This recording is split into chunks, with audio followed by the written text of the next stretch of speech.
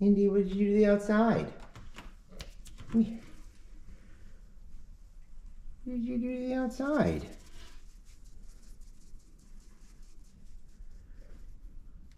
Yikes. That looks cold. It was 57 yesterday.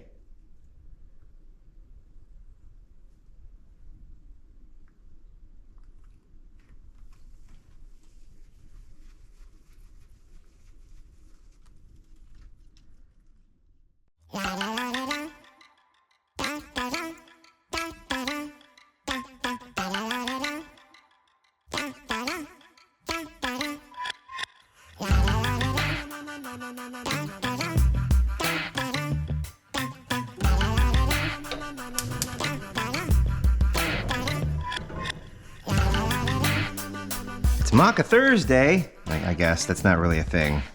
It's just something I just came up with for funsies, just at the very last second. As you can see, we got snow again. It's not a lot, just a dusting. Enough to make everyone go, oh no, should I go outside at all? I'm gonna be careful here. I'm going to, wait, what was that? 23.5. I'm gonna go for about a 21, I think.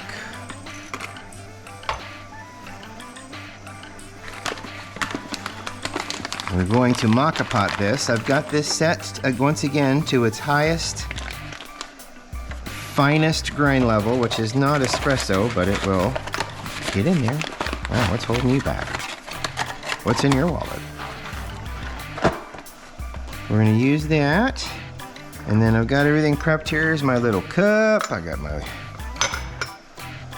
filter here for the coffee. Got my chimney. This is boiling because we're going to do the James Hoffman method that he kind of showed off in a video, which is preheating the water and then doing everything. I'm not going to put, and this is where I got the idea to put the to just use the paper filter. Roku gave the idea to put the paper filter and the rubber gasketed metal mesh on the AeroPress. But I just thought, I wonder what if a paper filter would work like it works here, because it does take care of all of those particulates that come up and end up in the bottom of the cup. But I think it could also kind of rob of the strength that it can have. So I think the particulates are a big part of having a Moka Pot. So we're going to have that today. And just a reminder, lime, vanilla pudding, and cocoa nibs. This method likes to bring out at least one of those flavors incredibly strongly. I doubt it's going to be the citrusy taste, so we're going to give it a try anyway and see what we can see. I brought the spritzer over here and I completely forgot to use it, but you can kind of see here actually the amount of static is not all that high. There's probably quite a bit, yeah, there's a lot of retention in there though, which is, it is what it is, it's fine. So let's put this here, let's zero this out and see how much we actually got out of here.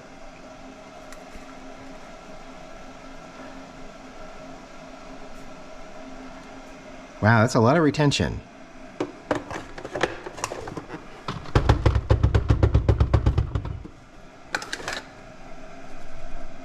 That's certainly not enough to make up for anything. Are you fizzle-fuzzing over there? Guess I could have made a little more. That's not filling everything up there. Oh. Water's running down from the side of the kettle, I think. I hope there's not I hope it's not busted or anything like that. It doesn't seem like it. When a kettle fails, it seems to fail catastrophically, so I think we're okay. Yeah, that's not enough coffee. I'm gonna do... Yeah, that's not enough coffee. What a weird thing. I'm gonna do about 6 more grams of coffee here while the water's heating up. No. I didn't zero you, did I? I did not zero you. There we go. 6.5-ish. 6 and a kolpish. Kolpish. It's not a lot of coffee, but we'll see what it does here.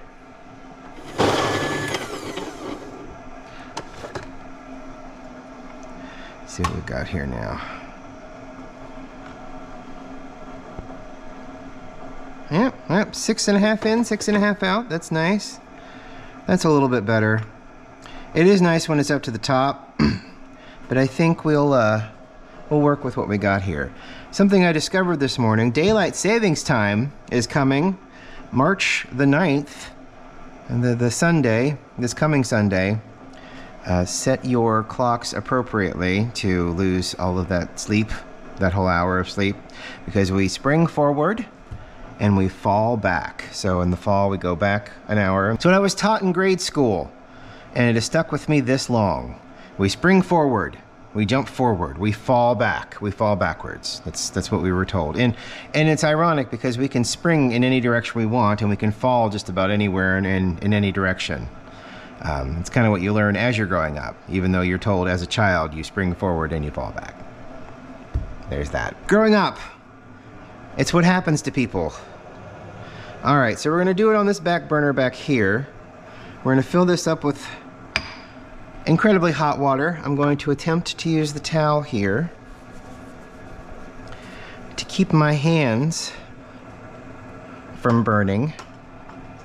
Easy.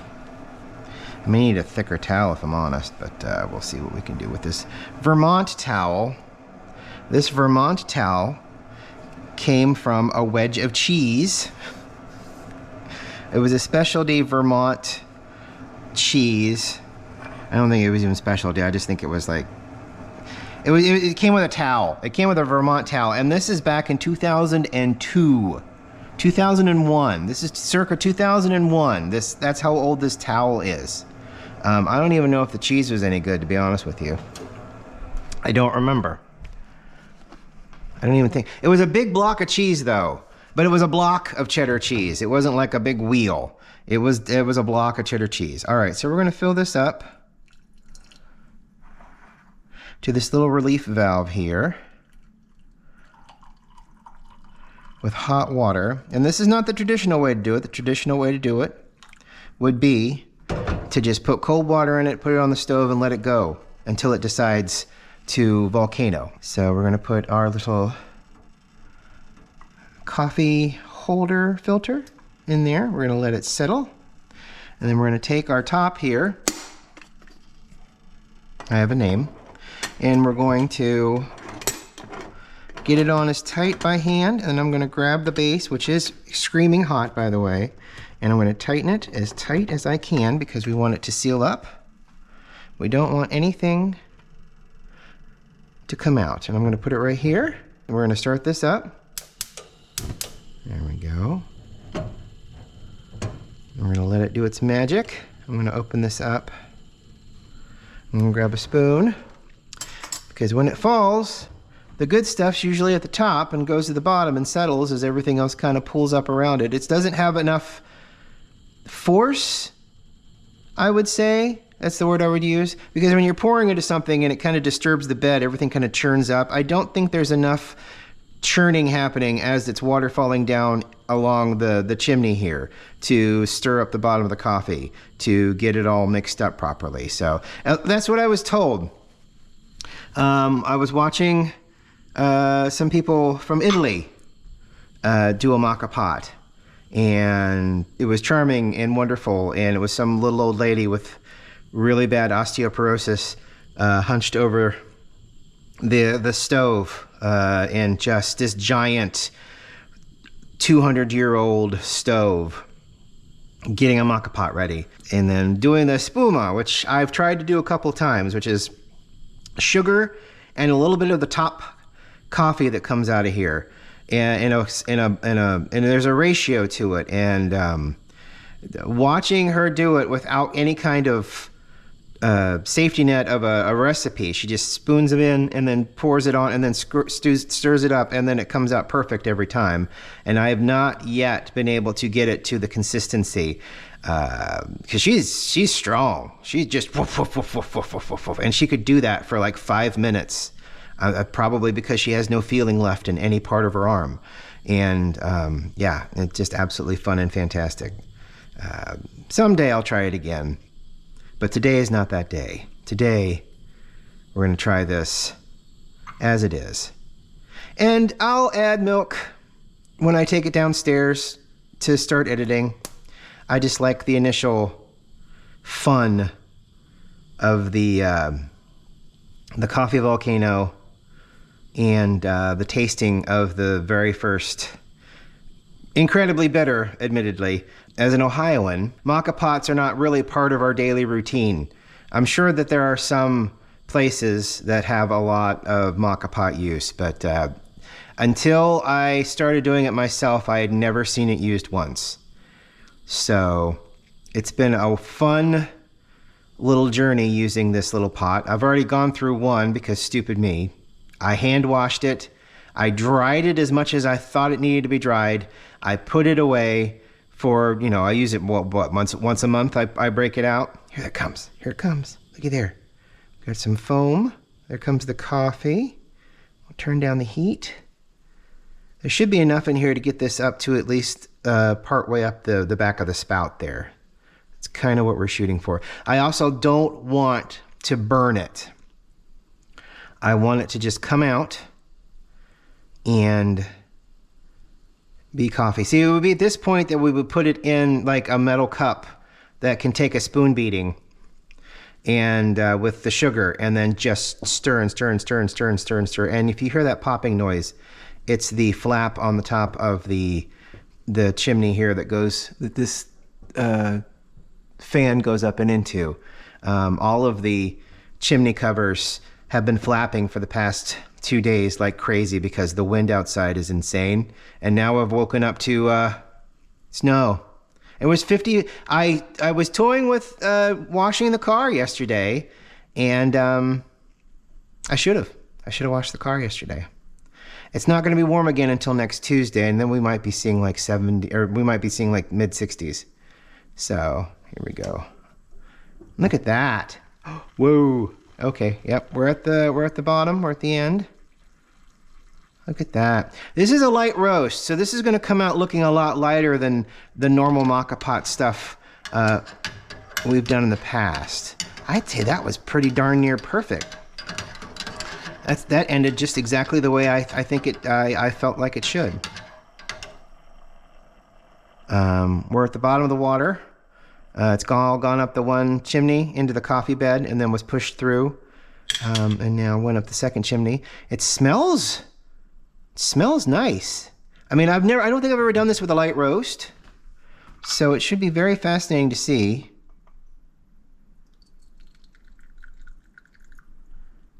What we get out of it. I ought to let it cool.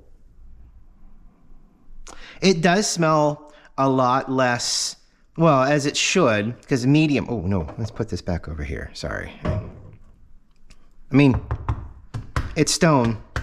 It can take it. It's fine. It's just,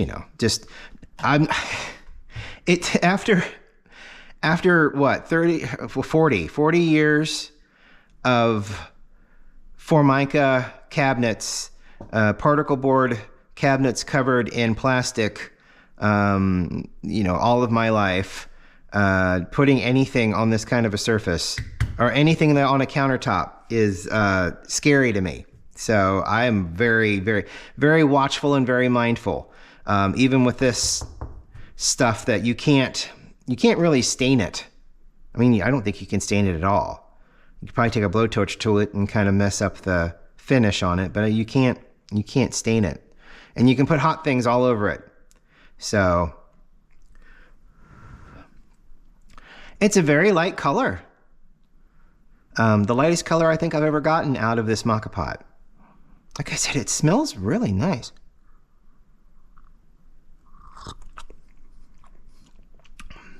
Ooh, you get, ooh. You get more of the citrus note. I was completely wrong. It's way more. It's not bitter. It's not bitter. It's not bitter. It's far more acidic. Not unpleasantly so. It's more citric forward than normally through a Chemex. The cocoa nib taste is like gone, which was the exact opposite of what I thought was going to happen. I mean, still no vanilla pudding, mind you.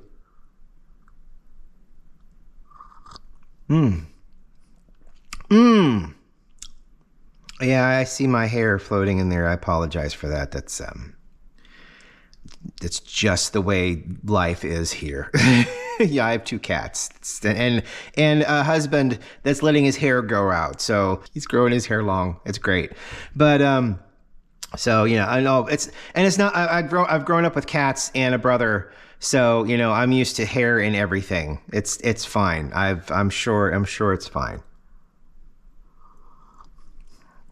That is tasty.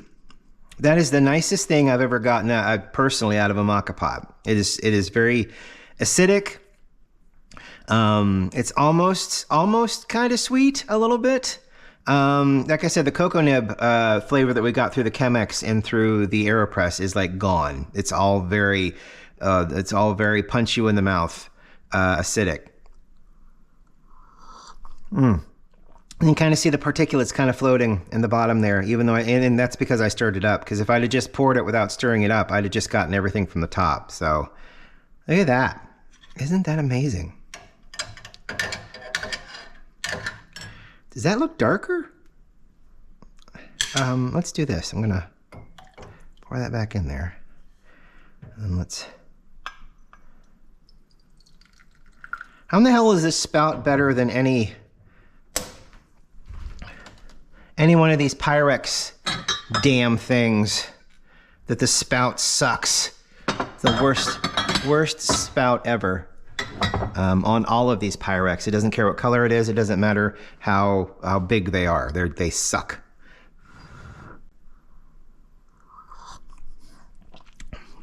I am amazed. This is really good coffee to put through a Moka Pot. Amazing. Well, that's really cool. I'm glad I did this. Moka Pots are great. Moka Pots are great. They're great little experiments anyway. But they are really fun to work with and watch do what they do. So, and I did not use a paper filter on the bottom between the coffee bed and the filter. So this is all just as it is presented. So, and I realize that going from cold to hot in the device itself on the stove, letting it go for about 7-8 minutes, would probably yield something that tasted a little different. But I like this method because it's a little faster, and the coffee that it made this time is actually brilliant. I'm going to put that in a cup, and I'm going to drink the hell out of that. Don't forget, set your clocks back in time, and if you're in Ohio, probably a couple of 100 years on Sunday, so we can all get up and have a more brighter day, a longer, brighter day. I know that it's backwards, and it's really daylight savings time shouldn't really exist anymore. It's more of a tradition now than a necessity. But it is something, even though we lose an hour, we can kind of look forward to, because it means you're probably not going to go home in dark anymore. I mean, it started to light up and the day started to be a lot longer, but now you're almost guaranteed to be going home in the daylight. So think of it that way. Why not? Thank you so much for watching this week. I really appreciate it. I hope you have a great weekend. We're going to go to the Franklin Park Conservatory and look at the butterflies and the flowers, I think, this weekend. So I'm pretty excited about that. That's always fun. Until then, and until next Tuesday, I hope you have a great weekend and a great Monday. Hopefully it doesn't hit you too hard. We'll see you later. Bye.